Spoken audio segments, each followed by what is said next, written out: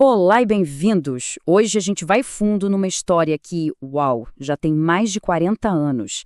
É a saga épica de uma das bandas mais gigantes da história do rock, o Metallica. Vamos acompanhar essa jornada desde o comecinho, lá nas garagens de Los Angeles, até eles conquistarem os maiores estádios do planeta. Olha, para sacar o tamanho do Metallica, a frase é essa. A história deles é basicamente a história do metal moderno, ponto. Não é só sobre música, sabe? É sobre um movimento inteiro que eles não só ajudaram a criar, como definiram e ainda definem para muita gente. Então, vamos voltar no tempo, início dos anos 80. O cenário da música estava pedindo por alguma coisa nova, sabe? Algo mais rápido, mais pesado, mais agressivo. E foi nesse caldeirão que as peças certas se encontraram para criar um som que, sério, ia virar o mundo de cabeça para baixo. E o começo foi uma loucura, mas uma loucura necessária. Tudo começou de um jeito quase banal, com um anúncio de jornal que juntou o Redfield e o Ulrich. Logo depois chega o Cliff Burton e aí o nível musical da banda sobe na hora. O cara era um gênio. E a troca do Mustaine pelo Emmett, ali em cima da hora de gravar o primeiro álbum, ufa, aquilo foi o que selou a formação que ia definir uma era inteira. E aí vem o Kill 'Em All. Com esse álbum, o Metallica não estava só a dizer "Olá, mundo". Eles estavam, literalmente, a parir um género musical. O thrash metal nasceu ali. Rápido, agressivo, cru. Músicas como Seek and Destroy viraram hinos na hora para toda uma galera do underground que estava à espera disto. Ok, com o som definido, a banda engatou uma quinta numa subida criativa, assim, meteórica, mas, e há sempre um mas nestas grandes histórias, bem no topo, no auge absoluto do seu poder, uma tragédia horrível acontece e quase acaba com tudo. A evolução dos caras foi absurda de rápida. Pensem bem, em 2 aninhos eles saem daquela energia bruta do Kill 'Em All para a complexidade e melodia de Ride the Lightning. E aí, em 1986, vem a obra-prima, Master of Puppets. Este disco não era só bom. Era um soco na mesa. Uma declaração de que eles eram, sim, os melhores no que faziam. E foi aí, bem nesse momento, no pico da criatividade, que a tragédia bateu. E o centro de tudo isto era um dos membros da banda com só esta idade. O choque foi total.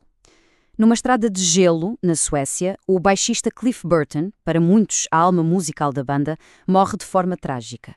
O impacto foi tão brutal que a banda quase acabou ali. O futuro, ninguém sabia. Mas eles seguiram em frente, pegaram em toda aquela dor, toda aquela raiva e jogaram-na num álbum denso, complexo, sombrio, Unjustice for All. E foi com este disco que eles finalmente furaram a bolha da MTV, com aquele clipe incrível do One que apresentou a música deles a um público que nem sabia que eles existiam. Então, depois de sobreviverem a uma tragédia destas e provarem que eram resilientes para caramba, os Metallicas estavam prontos para virar a página. E o próximo capítulo? Bom, era sobre deixarem de ser uma banda gigante do underground para se tornarem um fenómeno global, imparável. E esse momento chegou em 1991, o álbum sem nome, que toda a gente conhece como The Black Album. Aquilo não foi só um sucesso, foi um terremoto cultural. Com um som mais direto, mais pesado, sim, mas muito mais acessível, este disco simplesmente transformou os Metallica na maior banda do mundo. Fim de papo. E o porquê de tanto sucesso? É só olhar para as músicas. O álbum era uma máquina de hits. Enter Sandman, Nothing Else Matters, The Unforgiven. Cara, isto não era mais só música de metal. Tornou-se hino de estádio, tocou em todo lado do planeta e catapultou os caras do nicho deles direto pro topo do mundo. Só que, depois de conquistarem o mundo, veio a polêmica. Com os álbuns Load e Reload, a banda deu uma guinada de 180 graus. Mudaram o som, mudaram a imagem, largaram o thrash e foram para um som mais hard rock com uma pegada de blues. A mudança foi radical e, claro, dividiu a galera.